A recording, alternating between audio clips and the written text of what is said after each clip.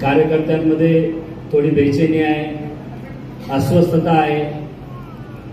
आपल्याबद्दल अनेक समज गैरसमज हे आपल्या लोकांकडनं विरोधकांकडनं वेगवेगळ्या प्रकारच्या शंका कुशंका त्यांच्या मनामध्ये आहेत. तर थोडंसं आपण कार्यकर्त्यांशी बोललं पाहिजे, त्यांना वेळ दिला पाहिजे आणि त्यांच्याशी आपण डायलॉग केला पाहिजे.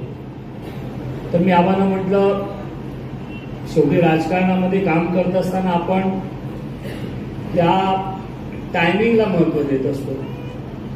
तर आपण कार्यकर्त्यांशी बोलूया, आपण त्यांच्याशी संवाद साधूया, त्यांचंही ऐकूया, त्यांच्या मनामध्ये काय आहे ते आपण सगळ्यांच्या समोर त्यांचं ऐकूया. जास्त काही लोकांना बोलवू नका, मोजक्याच आपल्या 100-250 लोकांची प्रमुख कार्यकर्त्यांची मीटिंग ठेवा. अशा पद्धतीचं आपलं नियोजन ठरलं होतं. परंतु इथे आल्यानंतर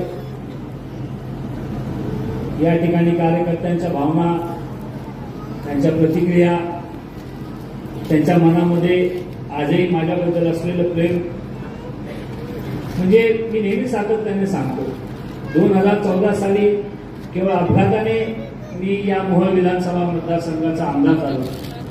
परंतु आमदार झाल्यानंतर आपल्याला सत्ता मिळाली, आपल्याला प्रतिष्ठा मिळाली, ज्या लोकांनी आपल्याला मान दिला, सन्मान दिला, त्या लोकांसाठी आपण काम केलं पाहिजे.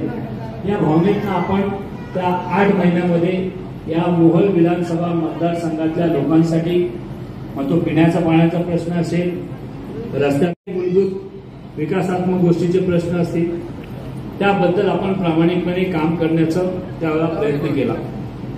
मी नेहमी अभिमानाने सांगतो की मोहोळ विधानसभा मतदारसंघातली जनता खरंच काम करण्यावर प्रेम करणारी जनता आहे.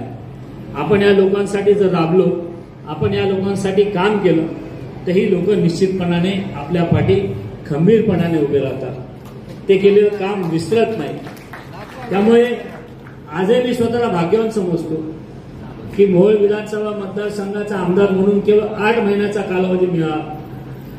त्या 8 महिन्याच्या कालावधीमध्ये केलेलं काम मी नेहमी सांगतो, गेली 8 वर्ष 9 वर्ष आजही लोक ती विसरली नाही.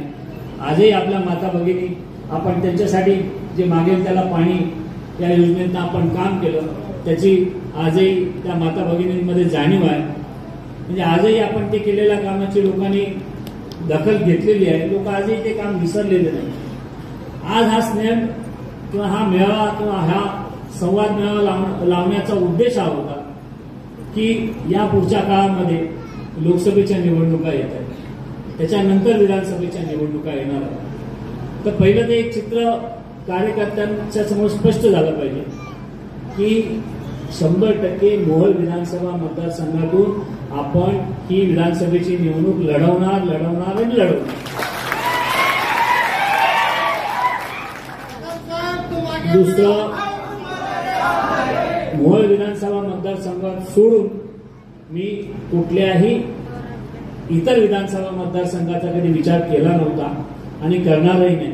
त्यामुळे कोणी जर अशा पद्धतीने अफवा पसरवत असतील तर त्या अफवांकडे दुर्लक्ष करा. आपण सगळ्या सहकार्यांना सोबत घेऊन या पुढच्या काळामध्ये आपल्याला विधानसभेची लढाई लढायची आहे. परंतु तत्पूर्वी ही जी लोकसभेची निवडणूक आलेली आहे, कारण गेल्या 7-8 महिन्याचा जो माझा एकंदरीत राजकीय प्रवास आहे, त्या प्रवासामध्ये आपण कुठल्याही एका राजकीय पक्षाचं लेबल लावून घेतलं नाही. आपण कुठल्याही राजकीय पक्षाचा शिक्का आपल्यावर मारून अद्याप तरी घेतला नाही.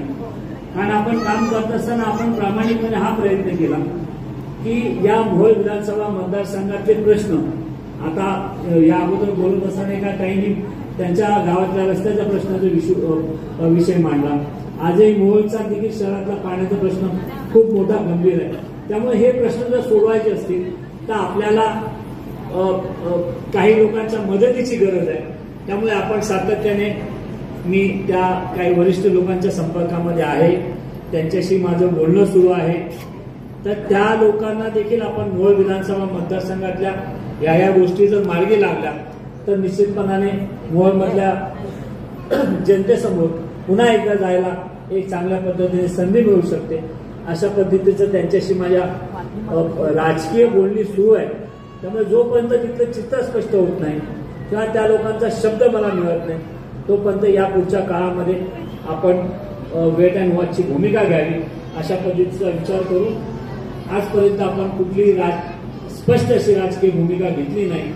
परंतु या दरम्यान कार्यकर्त्यांना माझी विनंती आहे की आपण पुन्हा आता नव्याने एकदा गावागावात जाऊन लोकांशी संवाद साधण्याचा प्रयत्न केला पाहिजे. मी सुद्धा आता गेली काही महिने या वेगवेगळ्या पद्धतीच्या कोर्ट केसेस ज्या माझ्यावर लागलेल्या आहेत, खास करून आता मोहोळमधल्या या 2-3 केसेसच्या कार्यकर्त्यांवर 50-60-70 कार्यकर्त्यांवर माझ्यासोबत त्या केसेस लागलेल्या आहेत. त्या केसेसच्या देखील तारखा दर 2 दिवसांनी 3 दिवसांनी असतात. त्या केसेस पण आता संपण्याच्या शेवटच्या टप्प्यामध्ये आहेत. त्यामुळे या सगळ्या दरम्यान आपण थोडंसं माझं दुर्लक्ष झालं, मी येऊ शकलो नाही.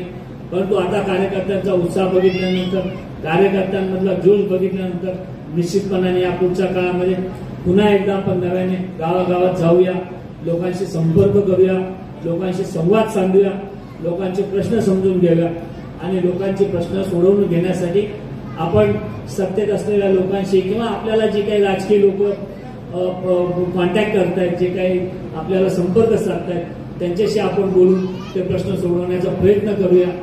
आज जशी आपण मोजक्या लोकांना बोलून हा जो संवाद मेळावा घेण्याचा प्रयत्न केला, अशा पद्धतीचे छोटे छोटे मेळावे, फार मोठ्या सभा किंवा कुठलाही मोठा कार्यक्रम आपल्याला करायचे नाही. आपल्या कार्यकर्त्यांची एनर्जी, आपल्या लोकांची ताकद ही अवास्तव आपल्याला विनाकारण काही कारण नसताना ती खर्च करायची नाही. आपल्या लोकांची एनर्जी आपण चांगल्या कामासाठी लावूया, विकासात्मक कामासाठी लावूया आणि आपण पुन्हा नव्याने नव्या जोमाने गावागावात जाऊन लोकांशी संपर्क साधूया, लोकांशी बोलूया.